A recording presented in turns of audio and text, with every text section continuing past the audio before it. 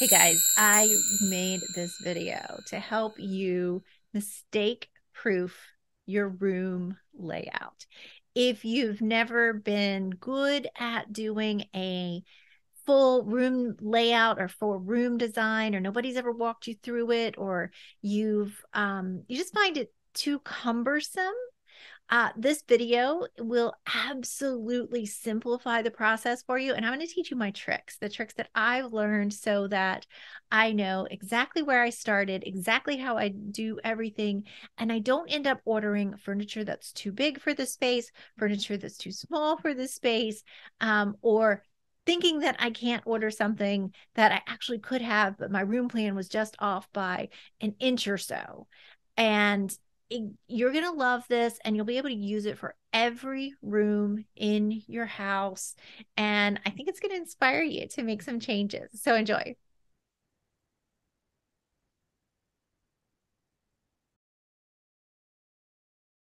We're going to start with the opening. And there's some feng shui reasons to this, but it's also easiest to keep track of where you started. And this is a common mistake people make when they're doing their measurements. And it's a question that I get all the time, is do you measure the inside of an opening or do you measure the outside? And we're going trim to trim. And this is the measurement that we want on the outside of the trim, because you don't want a piece of furniture to end up coming up in front of the trim. You do also want to know what the door's projection is. So, because you want to know how much space that you have to work with along the wall that the door opens up on. And there's a couple ways that you can do that. One is math. You can just measure the door itself and plot that into your diagram. And then when you see room drawings, a lot of times you'll see that where, you know, that nice arc where the door comes in, so you know that space. But an easier trick is just to take a Post-it note, a plain Post-it note, and then just pop it on the wall. My vision board is hiding back there, something that people don't get to see very often. You just pop that on the wall to this, in the spot where the door, and that lets you know exactly how much space you have to work with along this wall that the door opens on. Our next step is to measure the floor of the room. And one of the easiest ways to help you visualize, I realize that a lot of people have trouble getting from 2 dimensions getting from 3 dimensions into 2 dimensions.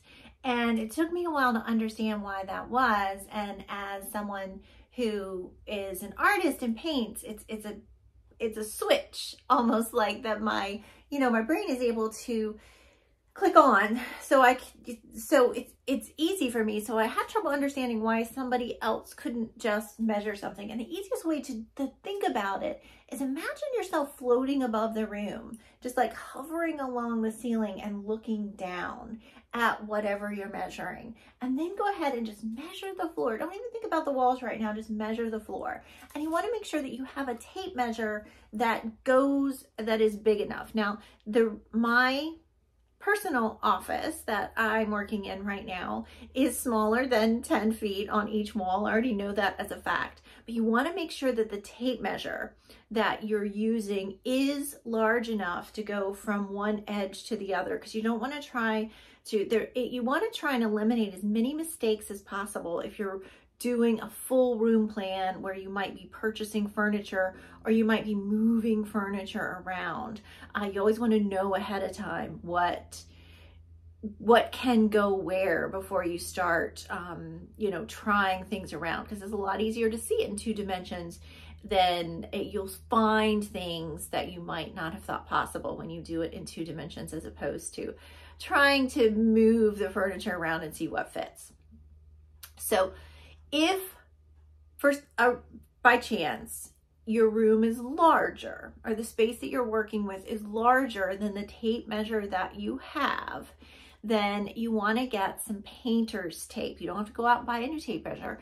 You want to get some painter's tape, and you want to mark exactly where that tape measure comes to the end.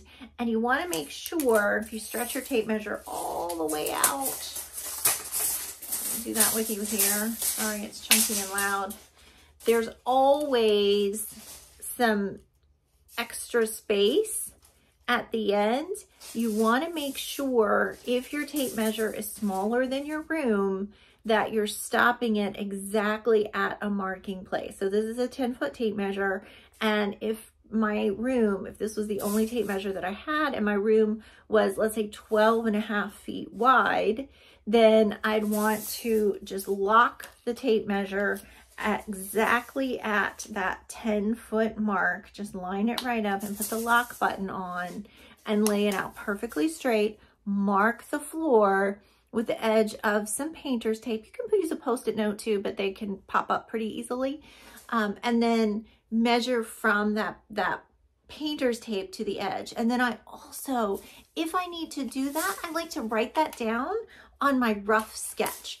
Anything that I need to do to make amendments to my measurements, like let's say there's an obstacle that I can't get around and I need to measure something specifically, on my rough draft measurement, before I start doing my calculations and laying anything out on my graph paper, you want to keep this as simple as possible. I mark it down.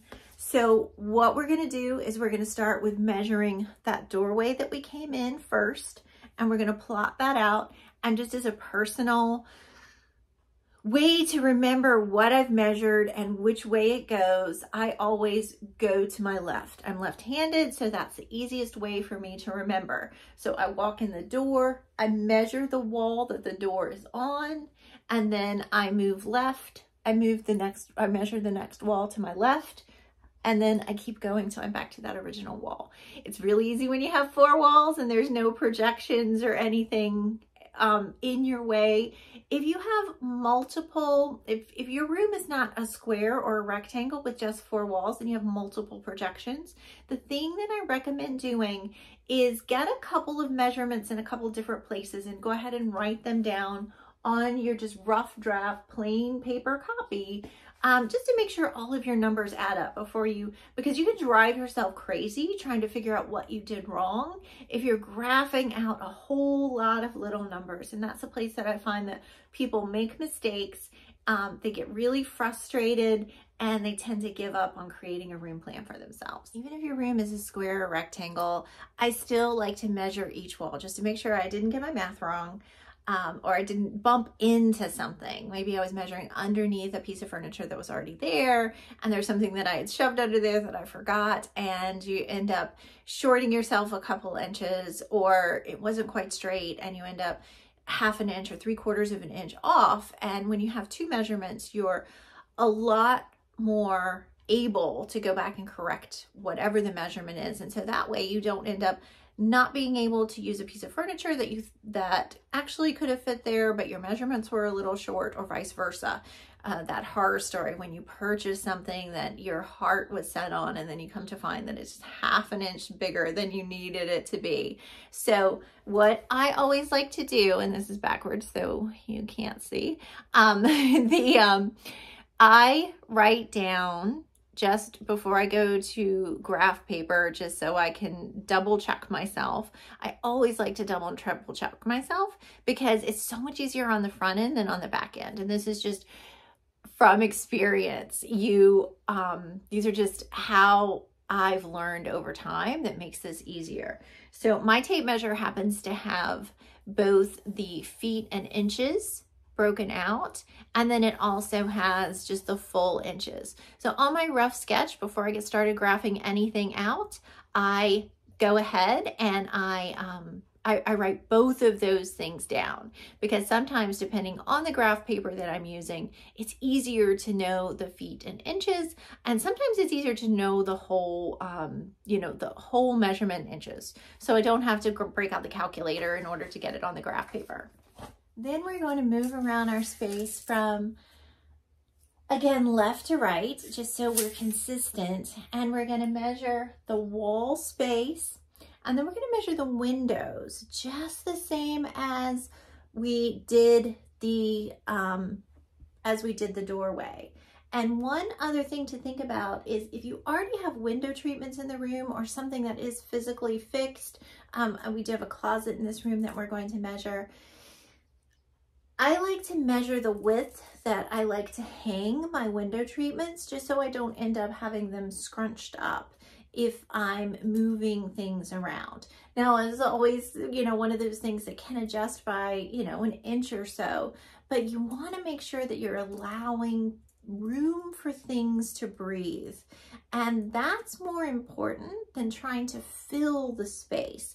That room to breathe space is going to be the most important thing you can give yourself when you're creating a space that feels expansive, even if it's small. Okay, my rough draft is all done. I want to show you just some key features. And so I always like to look at it, like I said, from the entrance way in, because that helps me stay oriented and make sure that I got all of my measurements right. You can see here is the place where I measured the space that the door needs in order to open fully, just in case I need it to open fully. This is going to be the full wall space that I have here. I measured my closet, and again, I like to scribble in the place where my trim is. I did the same thing over here where the door, how far the door swings back, just in case I need full clearance. I want to make sure I don't end up putting something, you know, that crosses into here that ends up blocking the door in case I need to get all the way into the closet. Sometimes that's not even necessary. So it's just having the information all in one place that's helpful. My rule of thumb is try not to ever erase anything on your plan, because if you did make a measurement error and when you're going to graph things out and everything doesn't line up the way that you wanted it to, or something doesn't make quite make sense when you're blocking it all out, then you have everything here in one place to go back to. So this is a full wall right here. The only obstruction here is the closet door that opens. Here's where I showed you how I like to mark the curtains. So you'll see here's a window that I have in my office, and then here's the curtains. And so I measured the hanging width of the curtains right here. And then I measured the natural space here. If you don't have that in there, then that's something you can leave out, but you can see I did mark where the trim is in that area. If you end up drawing your window into your rough draft or your closet or whatever it is, and you find out, like, let's say we drew this window by mistake, like in the middle of this space, and then you measured the space and it likes to stay out of focus. You measured the space and it was 21 inches, and you measured the space and like it's here 62 inches. You can see they're not quite to scale. And that's okay, because that's going to work itself out on the graph paper. This just lets me know where everything is in relation to each other. And then here we're back to that main wall that we came in on. The next thing you want to know when you start to graph your paper out, and don't be afraid of using a couple of pieces of graph paper to get everything right. If you want to do one just quick layout, which is the main floor measurements, to get comfortable with the amount of space on the graph paper that you want to use, then I encourage that. I am using some promotional graph paper, so my company that one of the companies that I use for fabric protection or furniture protection for custom furniture is getting a little bit of a free advertisement there. But I know that this graph paper is 30 squares across. And I also know that my room is just shy of 10 feet. So what I know is that I can use 3 squares for every foot that's on here, and or 3 squares equals 1 foot. And that gives me a good, that almost fills up the page. So it gives me a lot of space to work in. And you don't want to try to make your original too small, because then it's hard to kind of get a really good idea because we're going to do sort of a paper dolls format of trying to play around with some of the things in the room.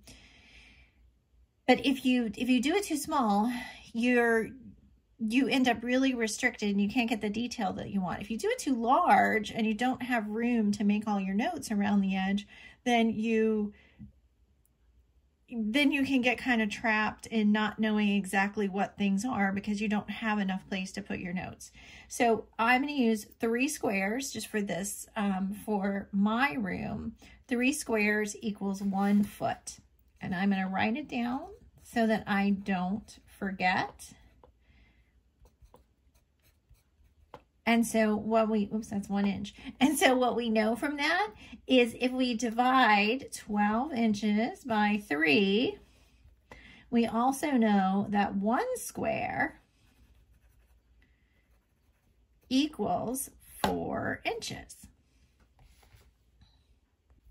We're going to start with the wall that the door is on first, just like the way that we measured it. Again, if you're more consistent in the way that you put things together, if you follow the same process, it makes it easier to have a clear visual when you start to place things, just to understand the relationship between different things. And I like to, it's one of the reasons that we wrote down the feet and versus the actual inch measurement here. So I know that I need 9 feet and 3 inches. So I go through and I mark. I'm going to start here because I'm going to give myself that space to write. And then I'm going to mark every 3 spots because I know those are going to be my feet. I can also, because this graph paper, oh, this graph paper is not. You can see if I line my ruler up, this graph paper has the same problem as the graph paper that I uploaded. If you don't have graph paper, I did have a piece of graph paper that you can print out that you can use. But this graph paper actually has the exact same problem as the graph paper that I put in there for you to upload. I had a graphic designer put it together for when some camps that I was teaching to teach the girls, help girls with interior design. But when the graphic designer put it together, I requested 1/4 inch spacing, just like this graph paper has. But what they didn't calculate is they didn't calculate the distance of the line. So when I try and use my ruler, it should be really easy. I should be able to just use my ruler and, you know, count out across here and, you know, without having to count out each one. But because it didn't factor in the size of the lines and their measurements, it doesn't line up exactly the way that it should. And the lines on the graph paper that I gave you they're even a little bit thicker. And of course I didn't notice it, you know, I didn't notice it until after the project was done. So we're just going to go through, we're going to count out each one.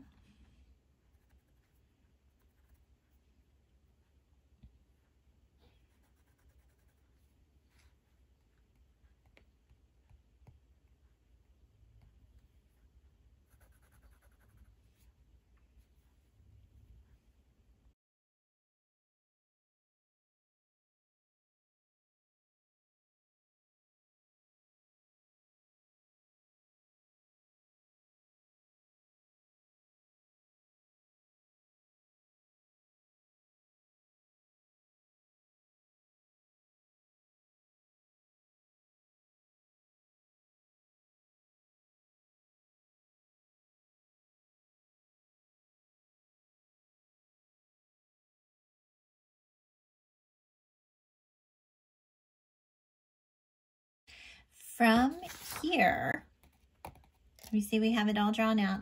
We have a couple of different ways that we can go. First, you can do it paper doll style, which is a lot of fun if you have pieces that you're going to be working with. And even if you only have 1 or 2 pieces that you're working with, I recommend doing this. So using the exact same scale and the exact same graph paper that you use to do your furniture, to do your floor plan, you want to draw out your little pieces and you want to measure them really carefully, just like you did the room. And then what we're going to do is you're going to cut these out, and then we can just move them freely around our space to see where to see what can go where.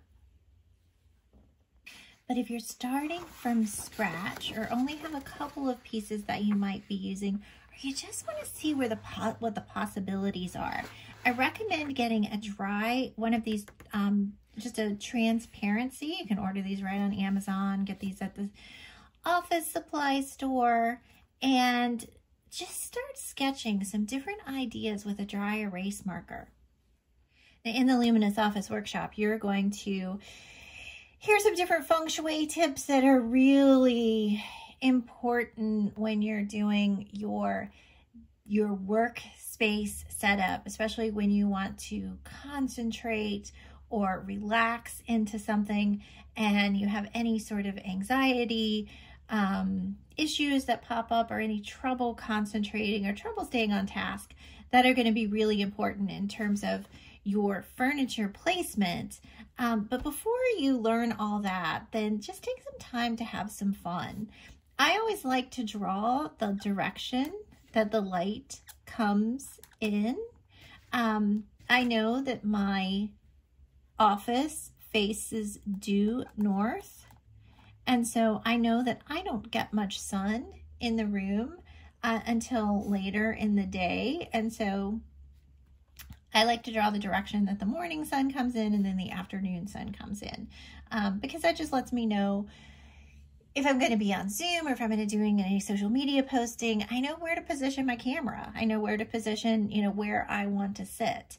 And this is sort of pre-planning, knowing the information ahead of time. And if you're really anxious to get started and you don't want to take the time to order transparencies and wait for them, and you have the opportunity just to photocopy your diagram, then go ahead and do that. Make several copies so you can play around with it. I don't ever like people to get fixed, like hard and fast fixed on where something is, because they don't want to have to redraw their whole design. So having multiple copies of it, or having the opportunity to play around with things, move things around on your diagram, really is one of the best pieces of advice that I can give you. You can see here, I kind of did a combination. I moved around the pieces that I was keeping. I put in the places, I moved things into configuration that I was comfortable with. I wanted to make sure I had nice flow going through all of the spaces. Another really good piece of information to know is a person needs to feel comfortably able to move through any space, to not feel constricted. Person needs 19 inches. That's just sort of a standard in design. And this, if you always know that you have every space at least that, then whatever you have there, you won't feel constricted. And this is also going to give you an idea of the opportunities where you can go up as opposed to going out. And I'm just kind of looking around, and I'm going to switch these two guys out because I feel like I'm missing an opportunity here in a space that is not going to be such a heavy work area. And I can switch these things around, because knowing that my computer is going to be here, so all of my Zoom is going to be focused here, and here I have the opportunity to have a much nicer, some more fun and fabulous art here. And we've got great feng shui, which I'm going to talk to you about on the Luminous Office. Hey guys, now you have everything you need to get started creating your own room plan.